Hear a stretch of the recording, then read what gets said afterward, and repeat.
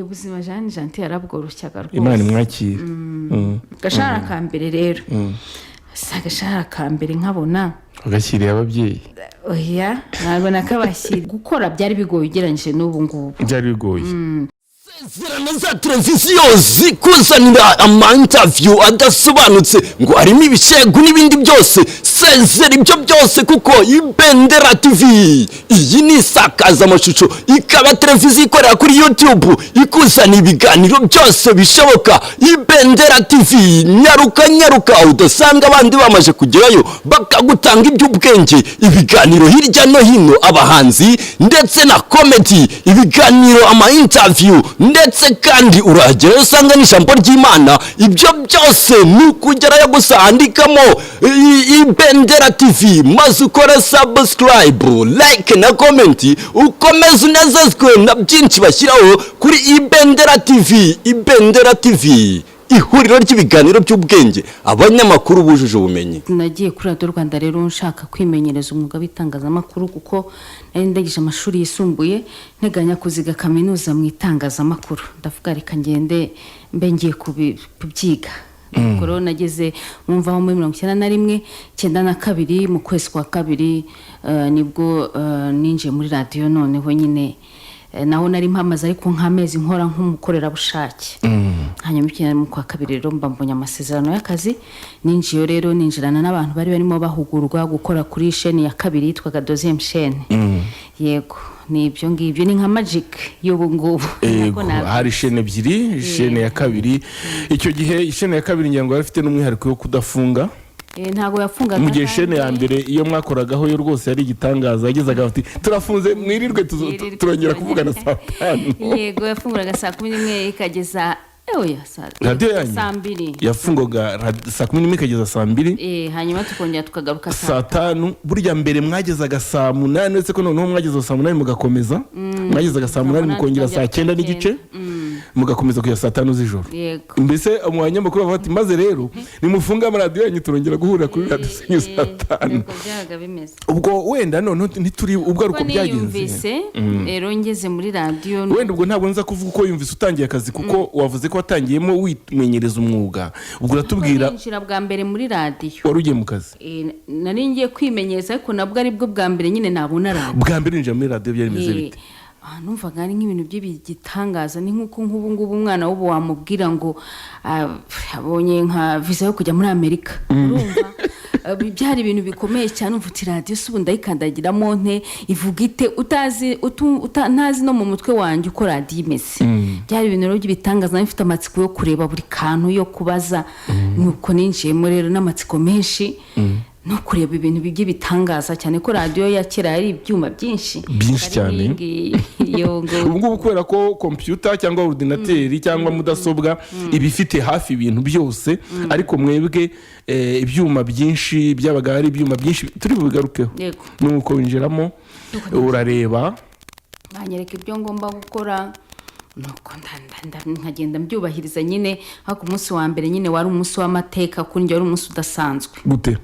Kuko nyine n'umunsi numvaga ko ngiye kuba umunyamakuru wa radio kuko nibyo numvaga nshaka. Avuga nti nimbikora neza nkimenyereza neza ngomba kuhanyurana umucyo nkazahava mbese abantu bavuga bati uyu muntu yarahanyuze koko. Mu gutembera mu byumba bya radio ugenda bakwereka utuntu n'utundi bagusobanurira ibintu n'ibindi, niki cyagutunguye niki cyagutangaje? Icyanangaje cyane ni nahantu hitwaga centre de liaison habaga ibyuma byinshi mbese ni nkaho wari umutima wa radio. Harimo ibyuma byinshi cyane utamenya n'icyo bikora ukabona nyine ni ibintu bigutangaje bikwimpressiona ahantu mbese ukabona n'ahantu hatangaje kandi hubashywe cyane. Icyo kintu cyaranangaje. Ikindi ni ukubona abanyamakuru natekerezaga ko ari abantu badasanzwe ari abantu nyine nkanjye nawe. Avuga niba abantu bari sempre muri akagusuhuza mugatera ibyo twitaga imisingo kera mukatebya. Ubwo rero nyine ukabona n'abantu basanzwe ariko nyine wabona umuntu ukavuga uyu ni kanaka. Narinzi Murebwayire kuko nakundaga kumubona mu muri Samedi de Tanzania si kubera gukunda kumubona muri exposition cyangwa habaye imurikagurisha cyangwa habaye iminsi mikuru hari igihe bacagaho mu nzira nk'uko bacaho bavuga covid radio yajyaga icaho mu Kigali hano bavuga nari naramubonye ho ariko kure ubwo rero kubona ugomba no ushobora no kumwegera ukanamusuhuza ukababona Victoria we nari muzi wumvaga ari ibintu nashaka kukubaza nyine wumvaga wize kuvuga ko wumvaga uzaba umunyamakuru ukava abantu bavuga bati uyu muntu koko yabaye umunyamakuru izina ryawe ukaryubaka wumvaga uzaba umunyamakuru nkande nge rero numvaga nari mfite abanyamakuru nka batatu cyangwa bane icyambere nubwo nakundaga amakuru ariko nakururwaga cyane n'ibiganiro hari ikiganiro nkunda kukibwira cya Marceline Kuruvuni cyari ikiganiro RTPN cya ofisi y'igihugu y'ubukerarugendo niko yitwaga mu Kinyarwanda noneho cyacikiragamo nyine uko mu maparike biba bimeze uko inyamaswa uko bimeze nkumva mbese ndi kujya mu yindi si umva uwo muntu aranyuze hari nyine Agnes Murebwayire muri Samedi Détente ariko mu Gifaransa hari nanone Muhurije Marie hakaba n'undi mudamu kera yigeze kuvuga Igifaransa mu makuru yitwaga Lucie Karekezi nawe naramukundaga amakuru y'Igifaransa cyane bese urebye ururimi rw'Igifaransa na Martin Mateso yego na Martin Mateso ako nakundaga witwa Lucie Karekezi yakoze igihe kitari ko yavugaga Igifaransa cy'umwimerere nyine icyo bita un vrai français ubwo rero turagumye tuganire hanyuma nitujya gusoza hanyuma sinabura kuvuga bana tuganire nanjye nari umwana bana tuganire yego ubone ninde Igudura yari Cecile Nakuri nuko nyuma yaje kugisigira Victoria Nganyira naza waruzi ko ariko kera zari zimeze neza waruzi ko yanganyira yari imeze neza cyane ntabwo ngiye numvaga yo mpagira nari kureba Viateur Karinda ntabwo nakundaga ibintu by'imipira cyane ntabwo byari ibyawe byanjye Solange aya none niwe mushyitsi dufite mu kiganiro byabihe aragenda tubwira ukuntu muri byabihe abantu bakoraga akazi k'itangazamakuru ukuntu biyumvaga kuri radio imwe rukumbi mu gihugu ari umuntu mbeshye ngo mbwira Solange uti watangiye akazi mbona mu gihe cya Fidel Kajugiro Sebarinda Aniseti Karege Amabiri Sibomana Joseph Ruyenzi Jean Gentil Semukanya Victoria Nganyira Erasto Sebujisho icyo mvuze ngo mbeshyeho ribaze gufata Erasto Sebujisho na Nganyira bo muri byabihe byabihe ntabwo wamugereranya n'abandi wenda baje nyuma ba Sebarinda Amahurisi nawe ni kera muri 74 nibwo yatangiye rubizi yego mu gihe Nganyira yatangiye muri 63 cyangwa na 4 na gatatu urumva nkeka ko naba basebujisho nabo mizano 6 wabasanze umuntu yigiraga mu kazi ubundi ibintu byo kwiga umuntu yimuka ntabwo byakunda kubaho kiri kwakoze nk'amakosa ati Batasian Mbangukira bamurangira Mulan Manase ariko aranabazi ba Peacemaker Mbungera Migo ba Gacinya Peacemaker naramusanze ni benshi gusa nakundaga reportage yawe ibyo avuze uyu ni Manase ibi avuze byo kuba reportage zawe yarazikundaga ngiye guhita nyine ari nacyo kibazo mperaho nkubaza ubwa mbere uhaguruka ugiye gutara amakuru byabayeho cyangwa ufataga bagusangishije mu wajya kuyatara uhagurutse ugiye gutara amakuru witwaje iki byabaga ari ibiki kugira ngo ujye gufata amakuru uyu munsi ushaka gufata telefoni ushaka gufata kamwe bita karikoda gatoya ukagenda ugafata amajwi ariko icyo gihe nkeka ko mwitwazaga imitwaro witwaje iki kandi wumvise umeze ute wabikoze ute byagucanze gute wabishoboye ute byagenze gute byari bikomeye cyane kuko ikintu bakwigishaga cyambere kandi kikakunyuzura ni igikoresho twakoreshaga cyitwa nagra. Ubu ngubu ushaka kujya kuri tere cyangwa se gutara amakuru nkajyana telefone yanjye nkafata amajwi nkeditinga kuri telefone cyangwa se nkayasukura nkatunganya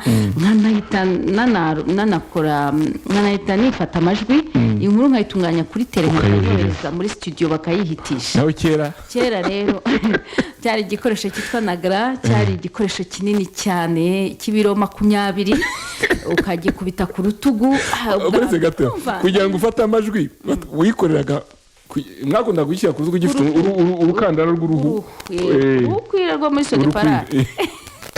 kibiti ibiro 20 ugashyira ku rutugu ukajya gufata amajwi. Icyo gihe nari nyine na muto nyine nananutse nafite n'utubaraga ariko ndavuga ahantu batanze kada ubwo rero nanyishyira ku rutugu nyine. Wari ugihaga nayo nibuhibuka ahantu wataye inkuru bwa mbere kuri tere ntaguhibuka ntacyo nuko uragenda na nagara yawe. Cyo nzi naragenda na nagara ubwo babaga baguhaye inkuru yo gukora cyo kuri imodoka bagihari kakujyanika kugezayo hanyuma bakaza kugufata urangije iyo nkuru cyangwa se bakagutegereza. Byabagaho ntago twakundaga kujyana na nagara, cyari igikoresho cya mbere gihenda gishobora kuba cyakwangirika. Ntabwo twagitega na moto imvura iguye uko byagombaga kugenda na radio ari igihugu ntabwo. Ubwo rero sinibuka ahantu nagiye bwa mbere ibyo ari byo byose nabanje kubanza kwitoza hakirikana gukoresha icyo kintu kiremereye nkabiri imbere nkabanza nkabireba ngashyiraho ngafata nkuva ko bivuga kuko ikintu cya mbere bakubwiraga mbere yo kujya kuri tere reba ko ufite amabuye, reba ko hacyakoshwa n'amabuye ntabwo ari umuriro, reba ko ibikoresho bihari amabande ibyo twita bande twakoreshaga yari nka kasete babazi kasete yari nkayo ariko ari kinini kiri ku bizinguyo ibyo byaruza uruziga. Bavuga ati rero ugomba kuba ufite bibiri, kimwe ufatiraho kikimuka kikajya ku rundi ruhande ko urumva agombaga gufata hari ikigozi kinini iyo wafataga byariyandikaga kuri ako kantu bikajya ku kandi nyine noneho cya kindi wafashe kikagenda kizinguriza uko ufashe bikagenda bijyaho. Urabwo nahageze nka kare cyane ndabanza nditoza navugana kabitaga gufata umuyaga ntaza gufata umuyaga ntaza kujya washaka kujyayo ugatahana ubusa uzi ko wafashe amajwi wenda washyize nko muri pause. Urabona iyo ushyize muri pause no kuri telefone nta kintu ntabwo uri gufata amajwi ntabwo bifata none ukazana nta kintu gihari. Rero urumva nari mfite ubwoba nakoreka mvuga ngo ntabwo nakoba nari mfite ubwoba ndavuga ngomba kuhagera kare nkabitegura neza nkategura ibibazo ndi bubaze. Icyo gihe nta kintu wajyaga kuri tere utateguye ntabwo byakunda nk'ubu mbibona nuko ndagenda rero niyo nagara yanjye inkuru ya mbere ndayikura inkuru ya mbere iciyeho nyine ndi kwiyumva mu makuru mu kiganiro mu makuru ni mu makuru kuko tukiritangira yari mu makuru twabaje makuru hanyuma ubwo turaza ni mu makuru yaciye noneho ariko nkoraho n'ikiganiro kwiyumva rero nyine mu kiganiro hari umudamu witwaga Mukabana na Mamerike wakoraga ikiganiro cya satana amajyambere mu ngo zacu harimo ibintu byo guteka ariko ukabitegura bishyushye nicyo nibuka nabyo byabaga birimo ariko habaga harimo n'ibindi byose bijyanye n'iterambere. Akaba yakubwira ati unzanire n'amajwi aya n'aya ukumva muri cya kiganiro uciyemo. Ariko n'ikintu cya mbere cyanteye navuga ishema akanyamuneza ni ukuvuga nkumva n'abandi bantu banyumvise kuri antene ya mbere mbese ugiyeho bwa mbere kuko twakumvise kuri radio Rwanda wenda nk'abantu biwanyu abandi wenda barakumvaga nta telefone zabaga zihari ugeze mu rugo bati twakumvise uvuga neza umva ibyo bintu wumvaga ari ibintu bidasanzwe kwiyumva no kumva ko abantu bakumvise. Hanyuma ubwo turagaruka kuri kwa gufata amajwi ku bizingo ibintu binini cyane. Ayo majwi ntabwo amajwi yose ufashe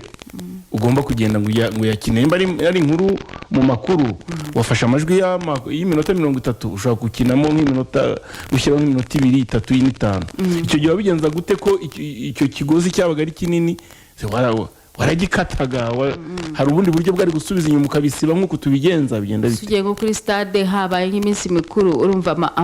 amabande wagomba gufata ukwangana kandi ugomba gukuramo akantu k'iminota itarenze 3 go guca mu makuru. Ubwo rero wagombaga kugenda ukajya aho twitaga nyine muri studio twateguragamo ibiganiro ukabikata ugakata iyo migozi ukayikata nyine hari urwembe habaga amajwi wakataga n'urwembe mashine zabaga zifite urwembe busanzwe rukata amajwi ariko kubera gukoreshaho cyane urwembe rwaho rwabaga rwaragimbye noneho rudakata wagomba kwizanira akamakasi kawe cyangwa se urwembe ubwo kumva ijwi tuvuge niba tuvuga ngo minisitiri w'ubuzima aravuga ati sibyo ushaka gukuraho iryo jwi minisitiri w'ubuzima aravuga ati ushaka gusigaho ibyo yavuze aravuga ati wenda covid-19 ni kuvuga muri uyu by'ubu ari nk'inkuru covid-19 imaze kudutwara abantu turabasaba kwambara agapfukamunwa neza gukaraba intoki n'ibindi ubwo ibyo yabivuze nk'iminota wenda nk'itanu cyangwa 7 cyangwa 10 ushakamo iminota 2 ubwo rero wagomba gufata ikaramu niba minisitiri w'ubuzima yagize ati ubwo ugahita uhandikaho ugahashushanya ugahita ufata n'agakaramu ugahita ufata imakasi ugahakata ukongera ukumva ahandi mwambara agapfukamunwa neza mukaraba intoki mwanintera ukongera ugashyiraho n'agakaramu noneho ugahita ukata n'ubundi ubwo ibindi wenda niba utabishaka ubwo ibyo bikurikiyeho urabikata akenshi twabikataga rero bijya muri puberi kabijugunya wamara gukata rero ugasanga wenda hari nk'ukuntu wamukase nabi utabibusubiza inyuma utabibona ukongera ugasubira muri twa tuntu twose muri puberi kandi n'abandi batayemo ibindi bintu ukajya gushaka wenda aravuga ati mwirinde kuko ni ingenzi ntizeho ukayashaka ku kagozi ukayashaka ku kantu n'akantu gato cyane katangana n'urwara nzi yonyine none ukagenda ukagashaka wajya ibanuka kabona wagira ibyago ugasanga umuntu ukora isuku amaze kubitwara ubwo nyine bikaba biri ukongera ukasubira mu byo ufite ugashaka ahandi yenda yaba yabivuze bisaba bityo ubwo nuko warangiza nyine ugafata nk'akantu kameze nka papier kora ni ikira mu Kinyarwanda kamumatize kantu kamatira ukagafata ukomekaho bikongera nyine bigakomeza ubu rero iterambere ry'ubu rwose n'ubutembere ni ikibazo gikomeye nta kazi kenshi karimo ubwo nibaza noneho rero ibyo umaze gukina amakuru amaze kuvugwa ikiganiro kimaze kuvugwa indirimbo bitarakarangira warangiza ibyo ugahita ujya noneho muri studio ushaka umutekinisiye kuko urumva ibintu wafashe hari amajwi ugomba kongeramo yawe wenda turi kuvuga kuri covid-19 minisiteri y'ubuzima yasakangurira abanyarwanda kwirinda covid-19 kuko ari icyorezo ayo majwi ningi uri uyavuge nkagenda rero muri studio noneho ngashaka umutekinisiye akayavuga nkongera nkayafata nkajya kuyateranyaho kuri yayandi kuri wa mugozi wumwe niba ari n'akaririmo nshaka gushyiraho nkajya nako nkagashyiraho kavuga kuri covid cyangwa se ari nk'amakuru ubwo nkabiteraho nyine byose bikajya tuvuge nk'akaririmbo nk'akantu gatoya ushaka gushyiramo ku ndirimbo runaka indirimbo y'abandi ntabwo uri bifate ngo uyikate warabanzaga nawe ukayishyira ku wundi mugozi icyo gihe waragendaga ugafata ya ndirimbo ukayikorera kopi ukayikopise bwo nuko uvuga ngo ni nk'uko bajya gukopia amafilime n'amasede ku masede bavuga ngo wabanzaga kuyishyira ku yindi bandi noneho wowe ukaza gukatamo akushaka ariko original ntawayikoraga nuko twabigenza hanyuma nkibaza nashaka kukubaza ari ibyo bintu byose byabikwaga gute ko numva ari byinshi ibyo bizingo bya buri munsi hano muri ordinateur mfite imbere yanjye indirimbo zose zirimo urumva n'izitari muzo tubitse no kuri YouTube ushaka kugenda ukayisangamo ukayikoresha umunsi nende nkoresha iza Miriam Makeba none wowe iyo wamaraga gukorera amakuru mumaze kuyatunganya neza no kuyavuga mu kuyabika mwafata uwo muzingo mukikorera mukagenda mukajya muri etagere mugaparikamo no kuvuga ko uyo mwamaraga kuri inama y'amakuru muri buvuge cyangwa se n'ibiganiro ayo makuru yose y'abagarangiye barayafataga bakandikaho ngo amakuru ya 6:45 hari pochette habaga hari ibibahasha ni nka envelope cyangwa se ariko ntago ari envelope ko byari bikoze nk'ibikarito bakandikaho hari utuntu twabaga dufite tumatira kandikaho n'ikaramu aho n'ikaramu kavuga uti amakuru ya 6:45 bagata hari umuntu twitaga umugenzuzi wa gahunda ngomba guhita afata ayo makuru akayajyana akayabika ariko ubwo nane nakubwiye muri centre de liaison babaga bayafashe habagamo ikibande kinini cyane kifata ibihita byose no kuvuga ngo hari ako gace wafashe k'amakuru babibitse ariko hari ibyo kifata ibihita byose kuko nta kintu cyagombaga guca kuri radio y'igihugu kitari kubikwa tugaruke rero hari abanzi benshi indirimbo nazo rero cyangwa bya biganiro nabyo wafashe hari twitaga muri Phonothèque ni inzu yari nini igomba kuba nini ukurikije ibintu byajyagamo ngana nka misango hose ama studio ntara muri sare hari hose n'abanyamakuru bategura amakuru yari nini irenzeho yabagirimo ibintu byose kuva radio yatangira ibyabaga bibitseyo nta kintu na kimwe cyatakaraga iyo babonaga nka bande itangiye gusaza babikoreraga kopi bakongera bakabibika ubwo rero niko ibiganiro byagendaga tukabibika aho ngaho hari abantu bari barize byo bita gutunganya inyandiko z'amajwi niko tuzita inyandiko se twitunganya amajwi oya ntago ari amajwi ni ububiko bw'amajwi barabyize bazi ko babikrasa washaka ikintu bagahita bakikubona hanyuma bivuge ngo tugiye gusaba Saveri Bizimana asabye indirimbo yitwa mu mwana twareranywe nuvuga ngo umukozi wo muri Phonothèque yaragendaga akayiterura indirimbo bayizanaga bayiteruye ubwo umuntu yahabaga hari amakarita yo gusaba indirimbo ntago ari nk'ubu ngubu bavuga ndashaka gusuhuza amakarita anagurwa amafaranga ariko burya yaje nyuma mbere kwari ukwandika n'agapapuro akandika ukagenda ukagahereza umusekirite akagatanga bakabisoma buriya rero ntabwo nanjye nagatanze ariko ntabwo babisomye turiya dupapuro burya ntabwo byari byemewe ko badusoma umusekirite ndarakemeraga ariko ntabwo byari byemewe habaga hari amakarita agurishwa amafaranga yabanje kugura 25 ubundi agura 50 amafaranga 50 ushaka gusaba indirimbo rero hayajyaga kuri Uremforo imwegereye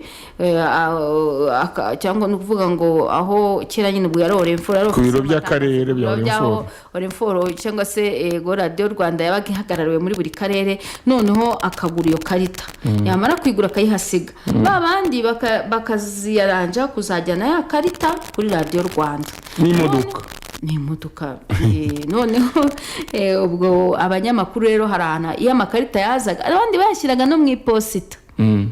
wenda abantu ntabwo bakizi ariko amakarita y'indirimbo wasaga indirimbo ukajya ku iposita ukandikaho Radio Rwanda ukishyura tembre subura abantu bari bumenye ni nk'uko hanyuma ukishyura ikintu bakaguha agafagitire ariko kabaga kamatira bagahita bagakomeka kubibahasha kugira ngo iposita ibashe kuyikuzanira iposita ibashe kujyana ya ndirimbo yawe ubwo rero indirimbo hari zasaga ari mu ndirimbo hari zacaga kuri ofisi nyine ya Radio Rwanda aho ngaho mu ntara cyangwa mu karere noneho zarazaga rero zigashyirwa ahantu hamwe mukagenda muzipangura mukurikije indirimbo basabye none aho izaje mbere kagenda none bamara gufata nk'amakarita nk'icumi ubwo nuvuga ngo warebaga wabaga ufite nk'isaha amasaha 2 indirimbo zasaga ya rimwe hari za 11:30 yari 30 ariko za 8 yari isaha ariko dutangira hari izo ngizo za 8 gusa noneho oya nisa 11:30 zarahabaga ubwo noneho ukagenda niyo mfite zasabwe za 8 nkafata amakarita awanye kuko indirimbo akenshi twabaga tuzi iminota imara akavuga ati iminota sinzi mbone mfate 12 ntago zica muri kamfata 10 kuko hari wasabye indi ndende yitwa ngo ujye ushyiramo inkongomane hinzayirwa sinzi indirimbo ifite iminota nk'umunani kiriye buje cyangwa nibwo nyine nije cyangwa impara ndende ukasibona ukavuga ati yani kini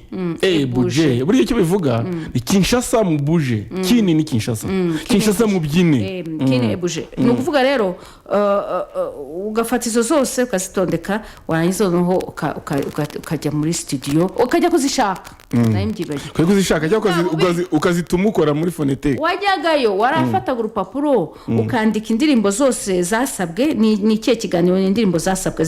cyaryari 8 kugera saa saa 9 n'urugero noneho ninde ugiye kugikora naya none Solange ugahita ushyiraho indirimbo nimero ya mbere ni 2 3 za ndirimbo uko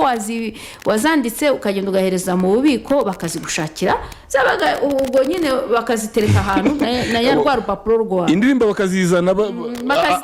oya zabazisigaga muri fonote bakazishyira mu gikarito se muri minota 10 oya baziterekaga ahantu ku meza habura nk'iminota 15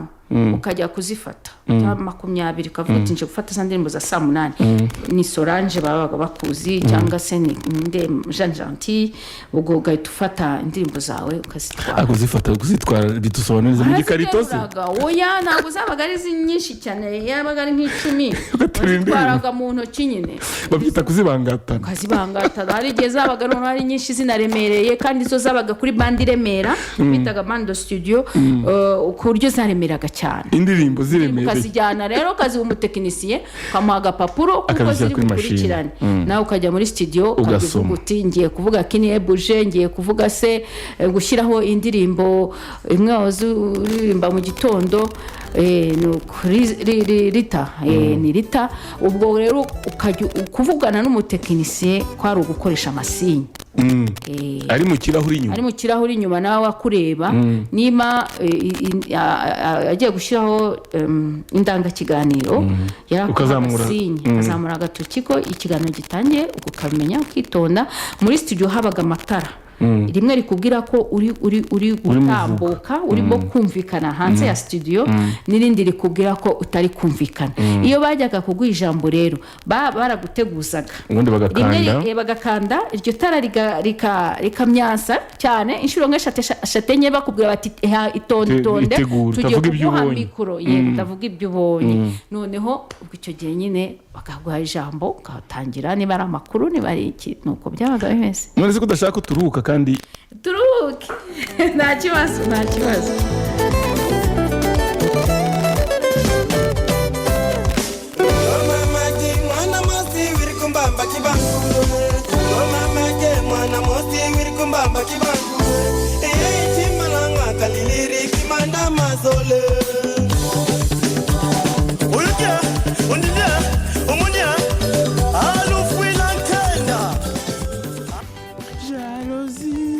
twagiye rero iyo yari Wenge muzika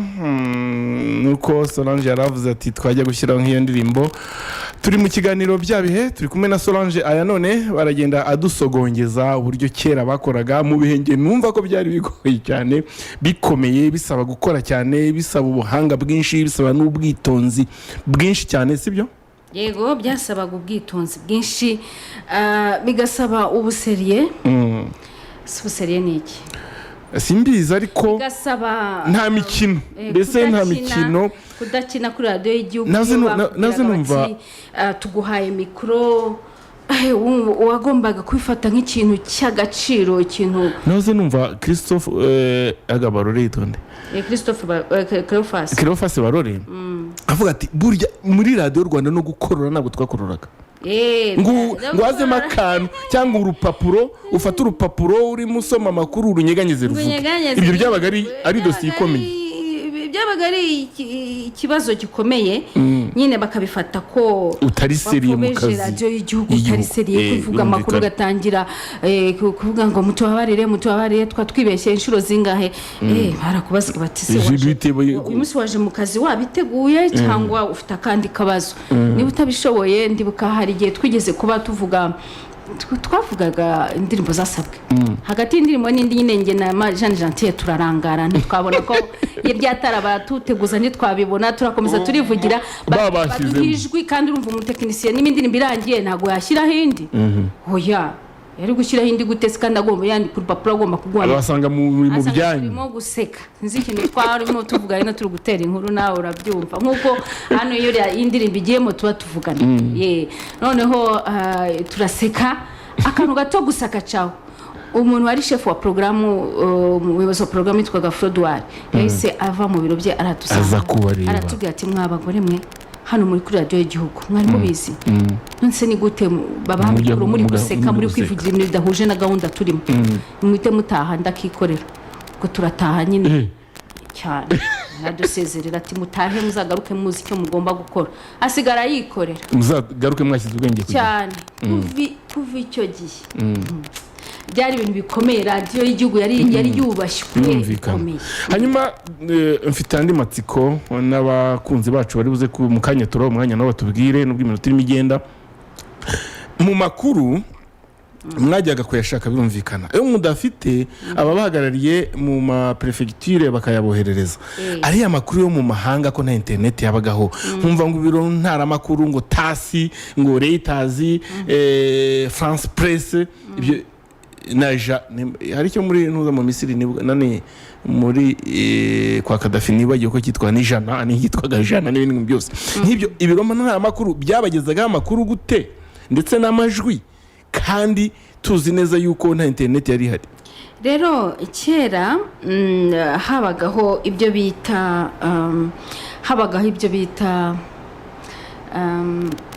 fax yabaga hari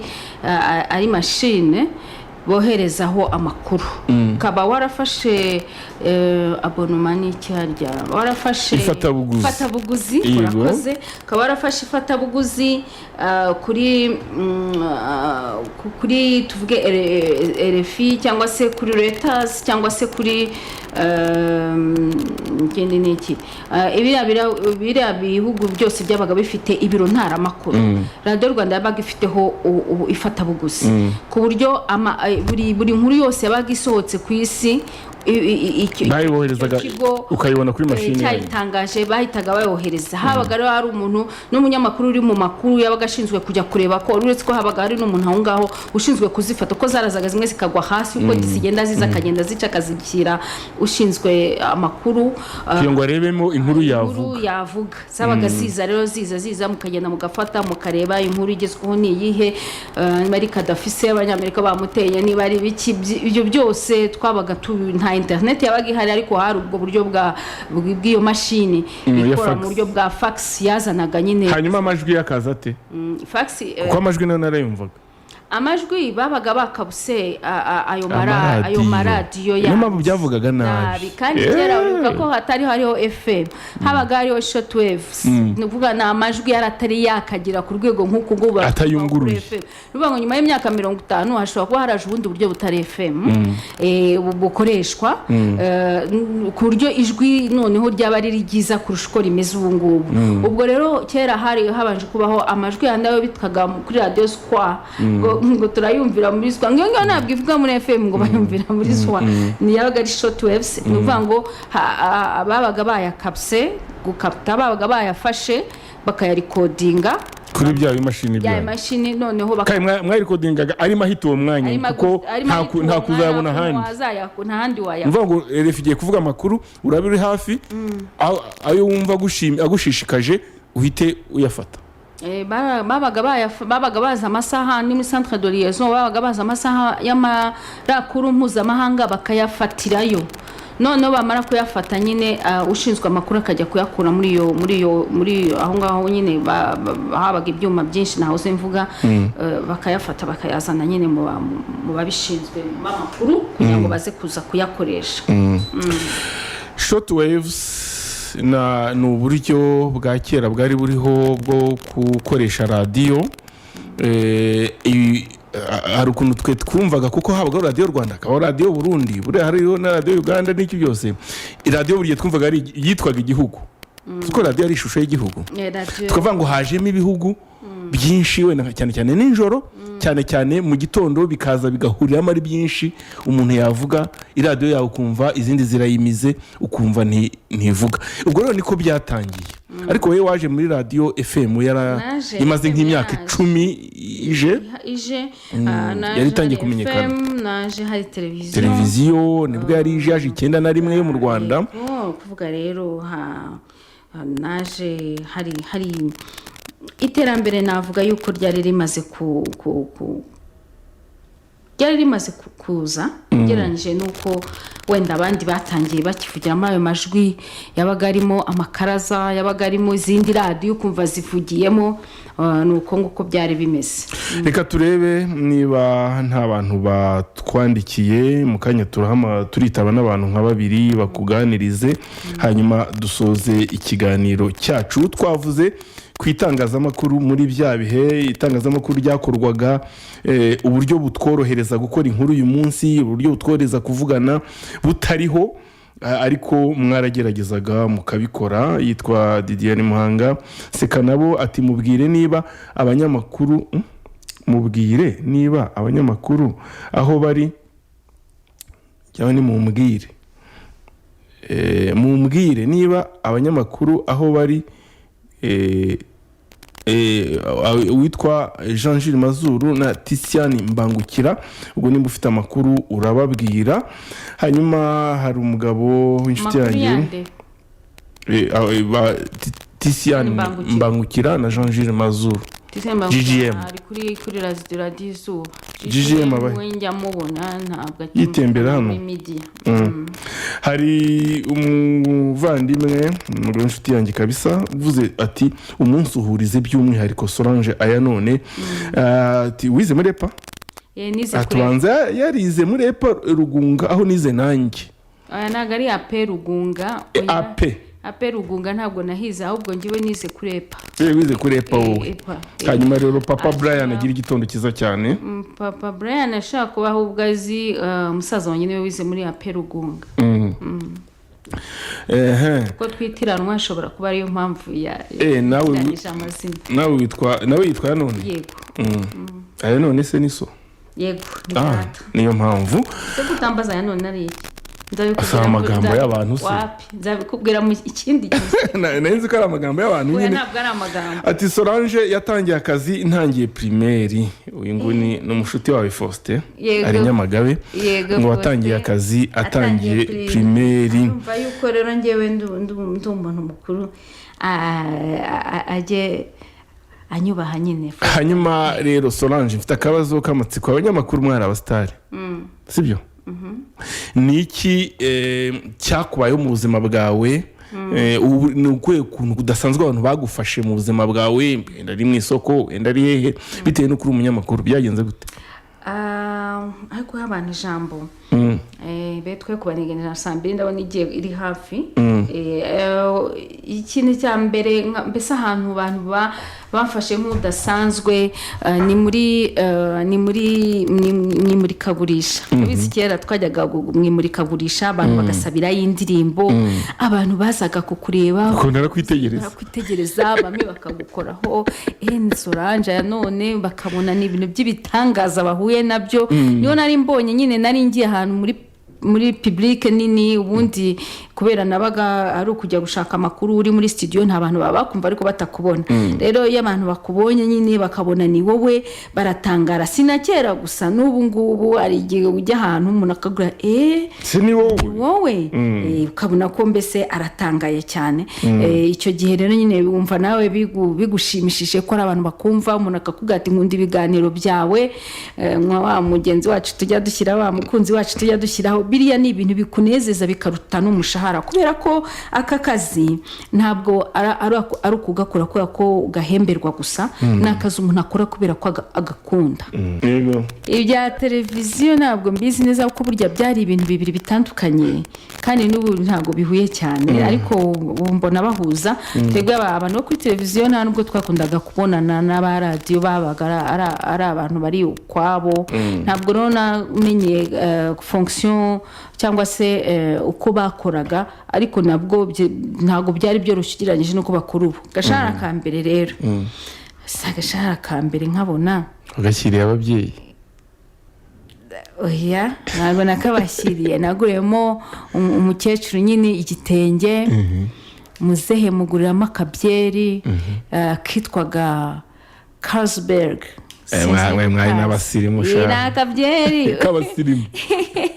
ni akabyeri kabaga mu dukombe kabaga muri rasiyera gusa rasiyera ariko yuza hiyo ibari yabaga hari haruguru banza itagikora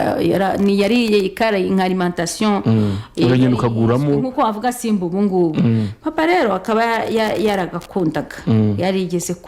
kuba ahantu bakanywa cyane noneho ndavuga umunsi nzahembwa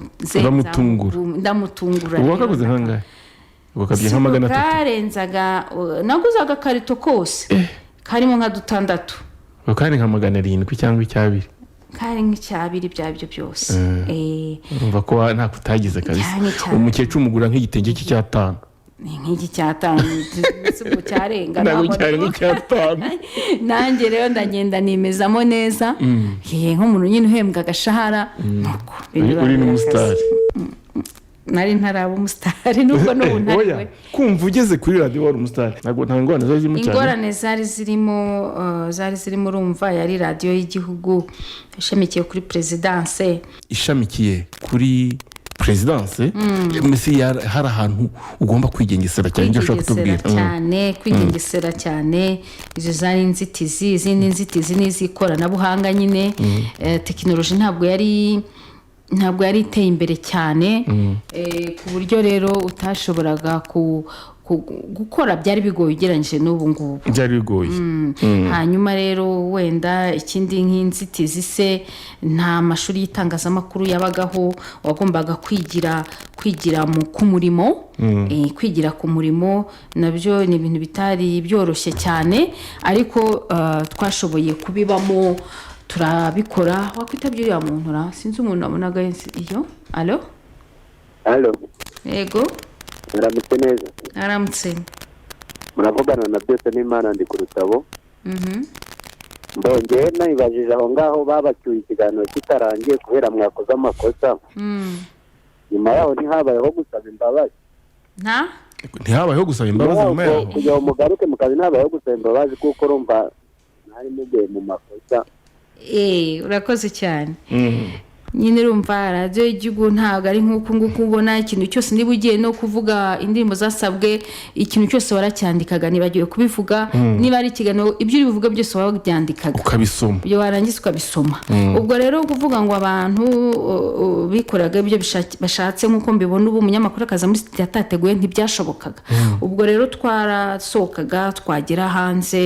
nyuma tuje tugarutse uwo muyobozi yaraduhamagaye atubwira ko ibyo bintu nibyongera tuzabihanirwa cyangwa tukanirukanwa ubwo rero tumubwira ko tutazongera nuko dusubira mu kazi kandi kuko ntabwo twongeye ariko banza mu mama mwari kumwe yarongeye oya ntabwo yongeye yabaga nyine yarabyoroshyaga cyane agakabya ndabeshya yakundaga koroshya ubuzima ubuzima Jeanne Gentil yarabworoshyaga rwose Imana imwakira yose cyaga ubuzima asa nkaho ni revolution cyangwa ni impindura matwara mu bijyanye n'itangazamakuru wenda urimo urabivuga utari nk'uko mbibona ubu ugira ngo abanyamakuru bamere nk'uko mwari mumeze ukora akazi uzinze umunya umunsi wose oya ntabwo ari nako bakubwiraga ngo ukora akazi uzinze umunya ahubwo bakubwiraga kubaha akazi ukora kubaha akazi ukora ntugafate nk'ibintu by'ibikino nicyo byatwigishije rero iyo tubona muri iyi minsi abantu baza ntibateguye nta kintu bazi haje vuga ngo muduhamagare mutubwire wagomba kuyiraza ku muyobozi wawe akarara yizi ndetse yabafata n'umwanya wo kumva amajwi uri bukoreshe ibyo bintu byose rero byaradufashaga cyane kugira cyakuri kivuze cy'abanyamakuru kudategura byo rwose twisubireho usome nimba ujya hari umuntu ujya gushyiramo indirimbo kandi arizo yateguye n'indirimbo ubwayo ntabwo ari kumva uko yitwa mubaza ikintu kijyanye nayo ugasanga bikumvikana ko yaje uyu munsi uyu mwanya akicara hano agahita areba indirimbo agahita azikina ariko ubundi umunyamakuru nyawe indirimbo uzakoresha ukwiye kuziteganya hakiri kare nimba ari iz'abantu bagusabye nk'uko umuntu akubwira ati nshyiramo aka n'aka ariko ubundi umuntu agomba kubiteganya hakiri kare 2:00 wamenye ko zageze yego zageze 2:00 zageze rero turabashimiye bavandimwe inshuti bakunze ba bya bihe mwadukurikiranye mwumva ikiganiro ku itangazamakuru ryo muri bya bihe Solange ya none ndagushimira ariko nanagusaba ngo nimba ari cyo cyongereho duhite tujya muri nayo. Icyo nakongeraho no gushishikariza urubyiruko abagore cyane cyane kwitabira uyu mwuga w'itangazamakuru n'umwuga navuga uri noble n'umwuga wubashywe kandi ukawitangira n'umwuga udakoramo uvuga ngo nkukoramo ko yako nshaka kuwukiriramo nabyo biba byiza iyo ukize ubonyemo amaramuko ariko n'umwuga ugomba kubanza gukunda ni passion se nabyita ngo mu Kinyarwanda ni ibyo ni urukundo mbere ya byose umwuga iyo utawukunda rero nta mpamvu yo kwirirwa ujyamo kuko ubamo inzitizi nyinshi udashobora kwihanganira iyo utawukunda icyo ni ikindi ni ukugira umurava mu byo ukora kandi ugaharanira ko uzasiga izina rizima iyo tuvuze Victoria nganya tukavuga abande bamabirisi tukavuga n'abandi bashinani bande bose bakarinda ni amazina azwi yubashywe ariko iyo uvuze bemera iki hari icyo bivuga ngeze Hasani hari icyo bivuga Noheli ayo mazina Kantano yo yavuze hari icyo abavuze ubwo rero nabwira buri muntu wese ngo kureba amateka u Rwanda rwanyuzemo akamubera isomo muri uyu mwuga w'itangazamakuru kuko ibyo dukora isira bireba kandi ejo bundi tuba tugomba